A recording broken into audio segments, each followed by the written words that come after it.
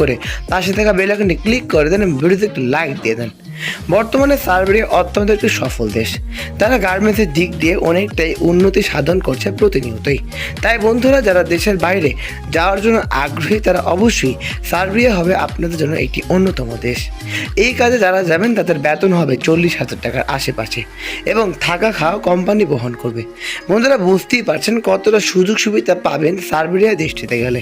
তাই বন্ধুরা, যারা যাবেন তারা অবশ্যই শেষ অবধি পুরো ভিডিওটি দেখতে থাকুন।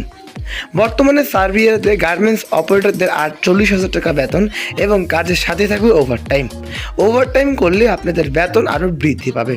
সার্বিয়া সরাসরি একটি শক্তিশালী দেশ। তারা সাধারণ জনগণকেও দিচ্ছে প্রতিনিয়ত বিভিন্নভাবে সুযোগ সুবিধা।